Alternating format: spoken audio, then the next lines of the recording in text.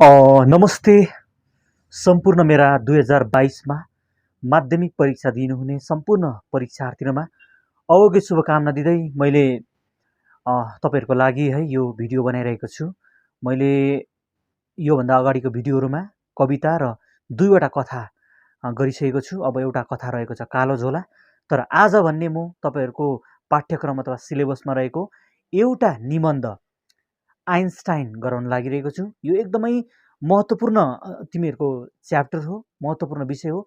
यसबाट तिमीहरूलाई नभनेको पनि 12 देखि 14 मार्क्सको प्रश्नहरू आउन सक्छ।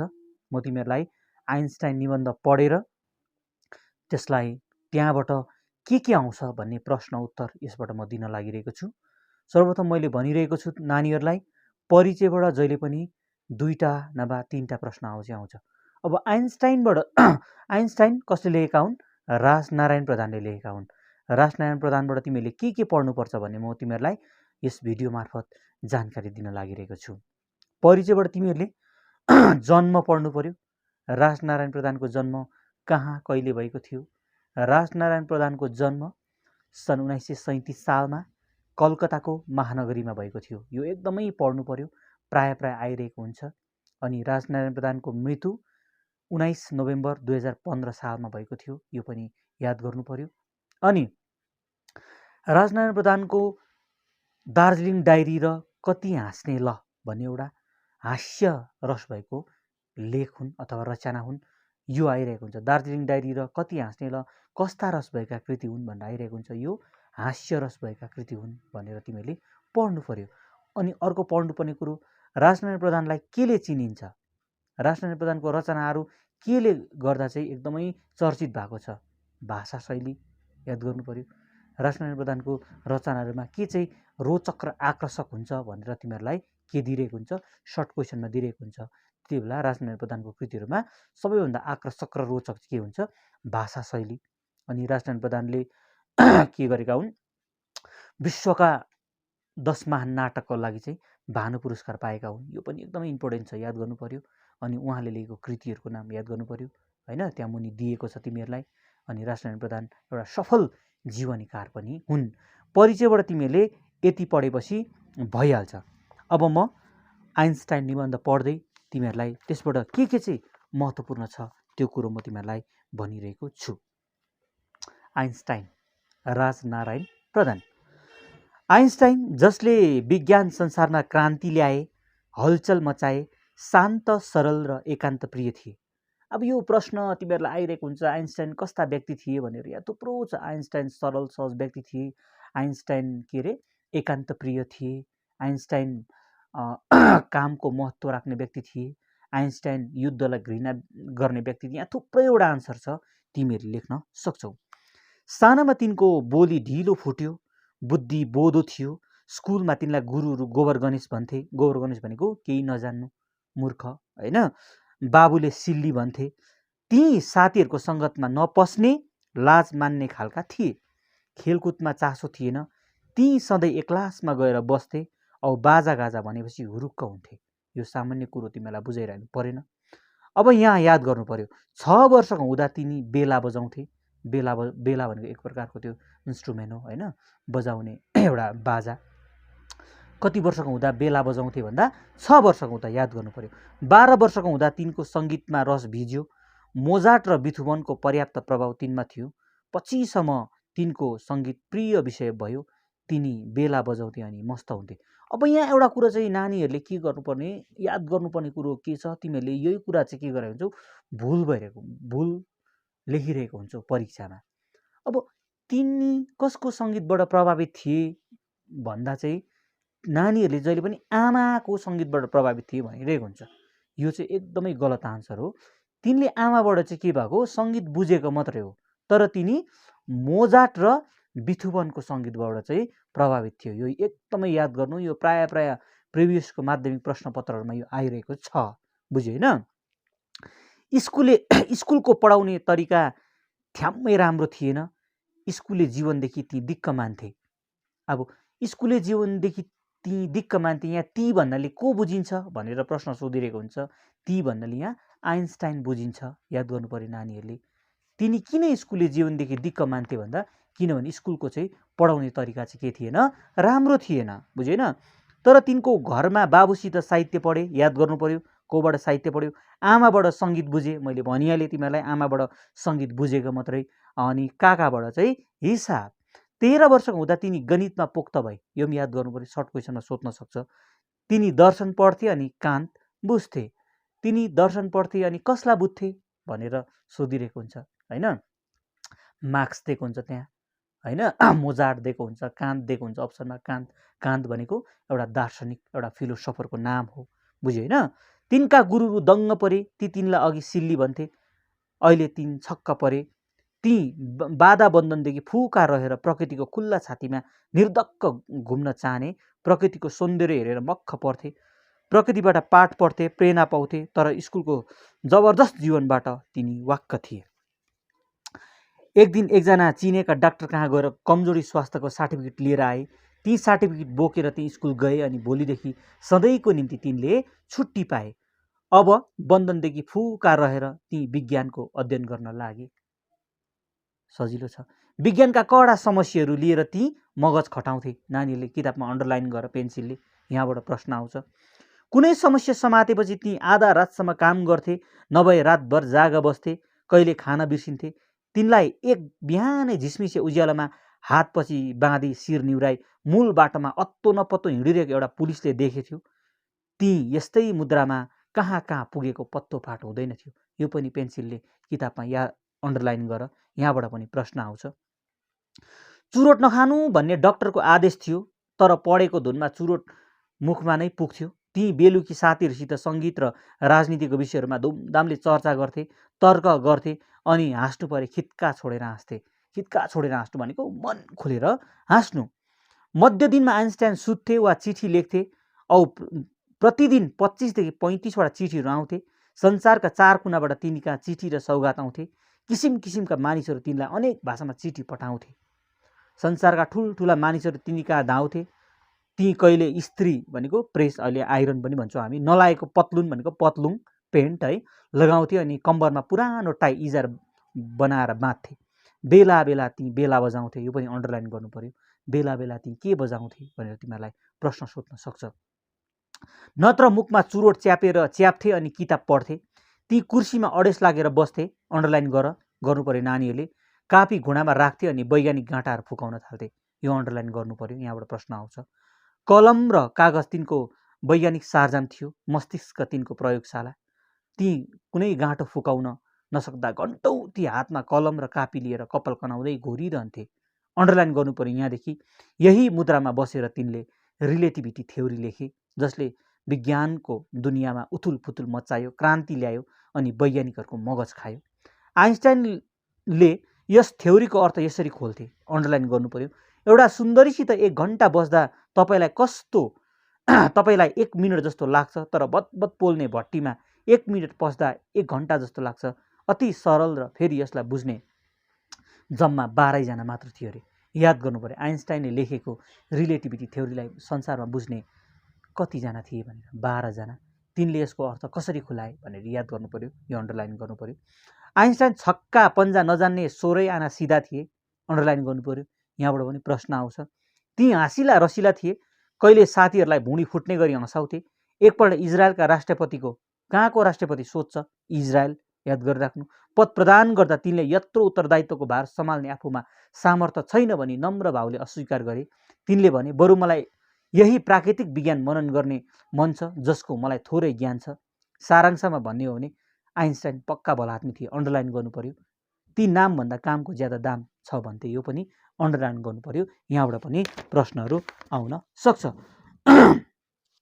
म खुसी छु कारण म कसैबाट केही चाहन्न, तिनी भन्थे, यो म अन्डरलाइन गर्नु पर्यो। आइन्स्टाइनको धन मान र नामसित एकदमै मोह थिएन। एकपल्ट न्युयोर्क जाँदा पत्रकारहरू त्यहाँ भिड लागे। आइन्स्टाइन चाहिँ साथीहरूसित कानेखुसी गरेर मोटरमा पत्तै नपाई भागे। अमेरिकाको एउटा ठुलो सभामा आइन्स्टाइनले पसेको मात्र के थियो, सबैले थप्पडी मारे। तिनले छक्कै परेर साथीहरूलाई भने, म के भन्छु तिनीहरूले पर्खनु पर्ने थियो, अन्डरलाइन गर्नु पर्यो। म के भन्छु तिनीहरूले पर्खनु त पर्ने थियो। यो अन्डरलाइन गर्नु पर्यो। फेरि अर्को, सफलताको चाबी के हो भनी सोद्धा ती भन्थे जीवनको सफलता हो, यसको नियम यस्तो हुन्छ, स बराबर क जोड ख जोड ग। क के हो? काम, ख खेल, ग चाहिँ त्यो चाहिँ मुख एकदम बन्द गर्नु, गुङ्गो र लाटो जस्तो। अन्डरलाइन गर्नु पर्यो अनि याद गर्नु पर्यो। आइन्स्टाइन जर्मनी यहुदी थिए, तिनलाई कतिले यहुदी भनेर खेदो गर्थे, कतिले शान्तिवादी भनेर घृणा गर्थे। जर्मनीमा नाजीहरूले यहुदीहरूको पानी खेदो गरे, कतिपल्ट आइन्स्टाइन जिउ जोगाउनलाई भागी भागी हिँडे। फ्रान्सबाट निस्केको एउटा किताबमा, यो किताब याद गर्नु पर्यो कहाँबाट निक्लेको, फ्रान्सबाट निक्लेको एउटा किताबमा नाजीहरूले गरेको अत्याचारको भण्डाफोर भएको थियो। यो किताब लेख्नेहरूमा आइन्स्टाइनको नाम पनि थियो, तर भएको कुरा त्यसमा तिनको हात थिएन। यो किताब पढेर नाजीहरू रिसले आगो भए अनि तिनलाई भित्ता लाउनुपर्छ भनेर दागा धरे। भित्ता लाउनुपर्छ भनेको मार्नु, उसलाई साइड लाउनुपर्छ भनेको। दागा धरे। जसले आइन्स्टाइनको मुन्टो निमोड्छ उसलाई 1000 बकस दिनेछ। बकस भनेको सुपारी भन्छौँ नि हामी, घुस। यसलाई यस्तो काम गर, यसलाई चाहिँ तिमीलाई म 1000 दिन्छु भनेको। आइन्स्टाइनको टाउकोको मूल्य कति थियो भनेर सर्ट क्वेसनमा सोध्नु सक्छ। 1000 है, याद गर्नु भन्ने हल्ला हावामा उड्न थाल्यो। यो हल्ला सुनेर तिनकी स्वास्नी र साथीहरूको हंसले ठाउँ छोड्यो। ठाउँ छोड्नु भनेको डराउनु। तर आइन्स्टाइन यो सुनेर मुसु मुसु हाँस्दै भने, मेरो टाउकोको पनि यत्रो दाम छ भनेर मलाई थाहा थिएन। जर्मनीमा एउटा नाजीहरूले तिनको खाली घरमा पसेर उपद्रो गरे। आइन्स्टाइनले अस्त्र शस्त्र लुकाएको छ भनेर तिनीहरूको घरमा धुइँ धुइँती खोजे, ऐना फोरे, दरज खोले, पर्दा च्याते, अन्त्यमा फेला पारे रोटी काट्ने एउटा भुत्ते छुरी। आइन्स्टाइन मानव मात्रका लागि मरिमेट्थे। युद्धप्रति तिनको भयङ्कर घृणा थियो। ती थिए पक्का शान्तिवादी। हेर्दा हेर्दा विश्वको मैदानमा 2वटा लडाइँ लडिए। मानिसहरू भुरकुट भए, कति टुरा भए, कति विधवा भए, कति भोकले मरे, कति शोकले। यसैले विश्व शान्तिको निम्ति आइन्स्टाइनले घोडा धसेर काम गरे, गोक्रो सुकुन्जल कराए। तर तिनले लेखेका रिलेटिभिटी कार्यरूपमा परिणत भएर हिरोसीमा पड्क्यो। शान्तिको महल भत्तामुङ्ग भयो। आइन्स्टाइनको कलमले दुनियाँमा यत्रो उधुम मचायो, क्रान्ति ल्यायो, तर तिनी चाहन्थे शान्तिवादी, शान्ति, विश्व शान्ति। आइन्स्टाइनको टेक्स्ट चाहिँ यति छ। यो एउटा जीवनीपरक निबन्ध हो। यहाँ आइन्स्टाइनको एउटा जीवनी पनि छ, प्लस उसले लेखेको रिलेटिभिटी थ्योरी चाहिँ कहाँ पड्क्यो, यसले विश्वमा कस्तो हलचल मचायो भन्ने कुरा मात्रै छ। अब यहाँ याद गर्नुपर्ने कुरो के छ अनि माध्यमिकमा के यसबाट प्रश्नहरू आउँछ म तिमीहरूलाई भनिरहेको छु। बुझ्यो होइन? 2019 को प्रश्नपत्र म तिमीहरूलाई देखाइरहेको छु। यसबाट अब अघि मैले भनेको कुरो यहाँ एउटा आएको रहेछ। आइन्स्टाइनले दर्शन पढ्थे अनि तिनी के बुझ्थे? हेगल, कार्ल मार्क्स, कान्त र मोजार्ट भनेको रहेछ। अघि मैले भनिहालेँ कान्त, उत्तर लेख्नु पर्यो। अन्त राजनारायणको कृतिहरूमा के चाहिँ रोचक, सरल, आकर्षक हुँदछ? अघि मैले भने यो भाषा शैली याद गर्नुपर्छ तिमीहरूले होइन। 2019 मा सर्ट क्वेसनमा 2टा आएको रहेछ तिमीहरूलाई। अब अरू के आएको रहेछ यहाँ आएर नम्बर 4 मा 3 मार्क्सको आएको रहेछ एउटा, विज्ञानका कडा समस्याहरू लिएर ती मगज खटाउँथे। अघि मैले तिमीहरूलाई भनेको छु अन्डरलाइन गर्नु भनेर होइन पाठमा। यहाँबाट कस्तो प्रश्न आउँदो रहेछ? यहाँ ती भन्नाले को हुन्? यहाँ ती भन्नाले आइन्स्टाइन हुन् भनेर लेख्नु पर्यो। तिनी कस्ता थिए? तिनी भला आदमी थिए, तिनी सरल थिए, तिनी शान्तिवादी थिए। जे लेख्दा पनि भयो यसको उत्तर, मार्क्स पाउँछौ। अर्को आएको रहेछ फेरि, म के भन्छु तिनीहरूले पर्खनु त पर्ने थियो। यो मैले तिमीहरूलाई अन्डरलाइन गर्नु भनेको थिएँ। प्रस्तुत वाक्य कसले कति बेला भनेका हुन्? प्रस्तुत वाक्य आइन्स्टाइनले अमेरिकाको एउटा ठुलो सभामा भनेको हो भनेर लेख्नु पर्यो तिमीहरूले होइन। 25सम्म सङ्गीत तिनको प्रिय विषय भयो। अघि मैले अन्डरलाइन गर्नु भनेको थिएँ तिमीहरूलाई। यहाँ लेखकले कसको विषयमा चर्चा गरेको छन्? यहाँ लेखकले आइन्स्टाइनको विषयमा चर्चा गरेको छन्। तिनलाई कसको सङ्गीतले प्रभाव पारेको थियो? अब यहाँ कन्फ्युज हुनु हुँदैन, ढुक्कले भन्नुपर्छ। तिनी मोजार्ट र बिथोभनको सङ्गीतबाट प्रभावित भएको थियो, किनभने आमाबाट उसले सङ्गीत बुझेको मात्र हो। मैले तिमीहरूलाई भने होइन। यति आएको रहेछ तिमीहरूलाई नम्बर 3 मार्क्सकोमा होइन। अब अरू हेरौँ यहाँनिर के आएको छ तिमीहरूलाई म पल्टाउँदैछु प्रश्नपत्र। यहाँ 5 मार्क्समा एउटा आएको रहेछ, ती कुर्सीमा अडेस लागेर बस्थे, कापी घोडामा राख्थे अनि वैज्ञानिक गाँठाहरू फुकाउन थाल्थे। अघि मैले तिमीहरूलाई अन्डरलाइन गर भनेको थिएँ। प्रस्तुत वाक्यमा ती भन्नाले कसलाई बुझिन्छ? प्रस्तुत वाक्यमा ती भन्नाले आइन्स्टाइनलाई बुझिन्छ। यसका लेखक को हुन्? यसका लेखक राजनारायण प्रधान हुन् भनेर लेख्नु पर्यो। उक्त वाक्यमा वैज्ञानिक गाँठाहरू फुकाउन थाल्थे, तिनले कस्ता गाँठा फुकाए? पाठको आधारमा लेख। अब यो अलिकति साह्रो छ, तर यो साह्रो होइन, यसलाई सजिलोमा म तिमीलाई भनिदिन्छु। यहाँ तिनले कस्ता गाँठा फुकाए? तिनले रिलेटिभिटी थ्योरी लेख्नको लागि विज्ञानको ठुलो ठुलो पुस्तकहरूको अध्ययन गरेर रिलेटिभिटीको समस्याहरूको के गर्यो, लेख्नुपर्ने समस्याको समाधानको गाँठाहरू फुकाए भनेर लेख्नु पर्यो। यो पनि त्यस्तो साह्रो विषय छैन। यति आएको रहेछ तिमीहरूलाई। अब अरू के आएको छ, 2019 सालमा तिमीहरूलाई यति आएको रहेछ, बुझ्यो होइन। अब 2020 सालमा यो एकदम इम्पोर्टेन्ट हुन्छ तिमीहरूलाई, 22 मा आउन सक्छ। यहाँ के आएको रहेछ हेरौँ त। यहाँ आएको रहेछ तिमीहरूलाई सर्ट क्वेसनमा आएको रहेछ, आइन्स्टाइनलाई कुन देशको राष्ट्रपतिको पद प्रदान गरेको थिए। अघि मैले भनिसकेको छु यसको आन्सर इजरायलको, याद गर्नु पर्यो नानीहरूले होइन। अनि आएको रहेछ सर्ट क्वेसनमा, सर्ट क्वेसन 3 मार्क्समा के चाहिँ आएको रहेछ हामी हेरौँ। यहाँनिर 3 मार्क्समा आएको रहेछ, तीनलाई अघि सिल्ली भन्थे, अहिले 3 छक्क परे। यो मैले अघि अन्डरलाइन गर भनेको थिएँ नानीहरूलाई। यहाँ ती भन्नाले को हुन् भने आइन्स्टाइन हुन् ती भन्नाले।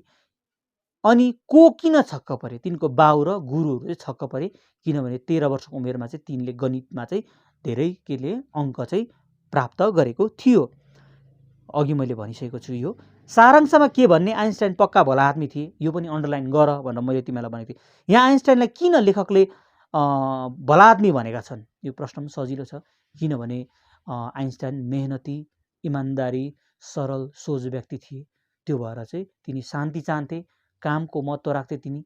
त्यो भएर चाहिँ तिनलाई चाहिँ लेखकले चाहिँ भला आदमी भनेका छन् भनेर लेख्नु पर्यो होइन। अर्को आएको रहेछ, शान्तिको महल भताभुङ्ग भएर भत्कियो। प्रस्तुत गद्यांशमा शान्तिको महल कहाँ र कसरी भताभुङ्ग भएर भत्कियो भनेर प्रश्न आएको रहेछ। प्रस्तुत गद्यांशमा शान्तिको महल आइन्स्टाइनले लेखेको रिलेटिभिटी थ्योरी कार्यरूपमा परिणत भएर हिरोसिमा पड्केपछि चाहिँ शान्तिको महल चाहिँ के भयो, भताभुङ्ग भएर भत्कियो भनेर लेख्नु पर्यो यसको आन्सर। अब अरू के आएको रहेछ म तिमीहरूलाई हेर्दैछु। 5 मार्क्समा के आएको रहेछ यहाँनिर म हेर्दैछु।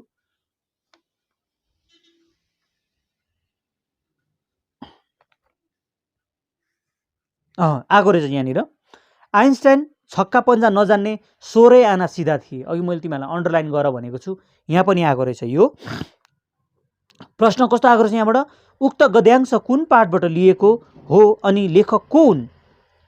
उक्त गद्यांश आइन्स्टाइन पाठबाट लिएको हो, यसका लेखक हुन् राजनारायण प्रधान।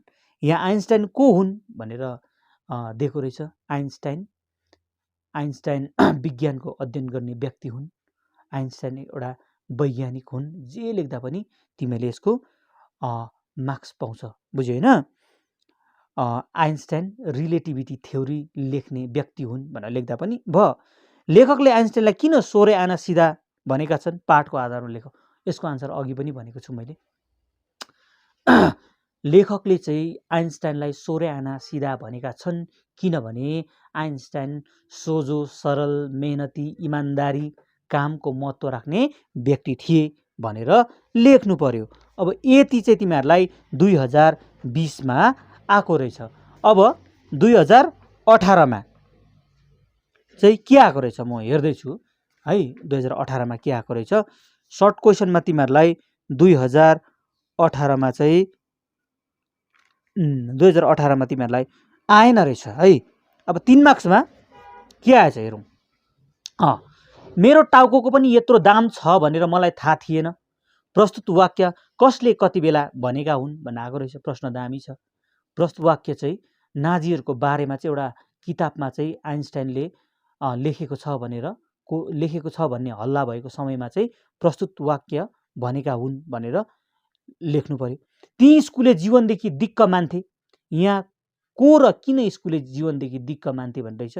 यहाँ आइन्स्टाइन स्कुले जीवनदेखि दिक्क मान्थे किनभने स्कुलको पढाउने तरिका चाहिँ के थिएन, राम्रो थिएन भनेर लेख्नु पर्यो। यति आएको रहेछ यहाँनिर तिमीहरूलाई। अब 5 मार्क्समा के आएको रहेछ हेरौँ। 5 मार्क्समा तिमीहरूलाई आएको रहेछ, यही मुद्रामा बसेर तिनले रिलेटिभिटी थ्योरी लेखे। एकदमै इम्पोर्टेन्ट छ यो, याद गर्नु पर्यो नानीहरूले। प्रस्तुत वाक्यमा कसले भन्नाले कसलाई बुझिन्छ, प्रस्तुत वाक्यमा कसले भन्नाले आइन्स्टाइनलाई बुझिन्छ। यस वाक्यका लेखक को हुन्, यस वाक्यका लेखक राजनारायण प्रधान हुन्। रिलेटिभिटी थ्योरी भनेको के हो वर्णन गर भनेर दिएको रहेछ यहाँनिर। अलिक अप्ठ्यारो प्रश्न छ यो चाहिँ तिमीहरूलाई म सजिलोमा भनिदिन्छु। रिलेटिभिटी थ्योरी भनेको चाहिँ आइन्स्टाइनले विज्ञानको अध्ययन गरेर लेखिएको एउटा के हो वैज्ञानिक सिद्धान्त हो। यो थ्योरी चाहिँ आइन्स्टाइनको कार्यरूपमा परिणत भएर चाहिँ नागासाकीको हिरोसिमा चाहिँ के भएको थियो विस्फोट भएर चाहिँ संसारको शान्ति नै भङ्ग गरेको थियो भनेर लेख्नु पर्यो। यति लेख्यो भने यसबाट भइहाल्छ।